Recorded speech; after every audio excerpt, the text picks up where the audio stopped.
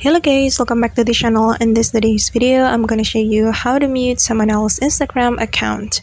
Alright guys, here I have opened my Instagram application on my phone, and the first thing we're going to do is opening our Instagram profile. So we can tap on our Instagram profile button right here, and then we can tap on our following.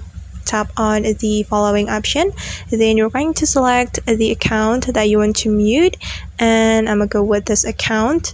So we can tap on this three dots button on the account, and there will be several options for you, and we can click on mute. Okay, and you can select either you want to mute posts, stories, or notes. And for example, I'm going to mute post, so we can tap on this toggle button on the post, and now the posts from this account have been muted. And if you want to mute another account, you just need to do the same step. For example, I'm going to mute this account as well, so we can tap on this three dots button, tap on mute option. Then I'm going to mute the stories.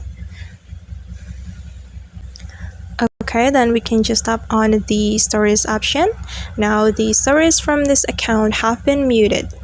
Alright guys, and that's how we can mute someone else's Instagram account. I hope this tutorial will be useful for you. Thank you so much for watching, and see you on the next video.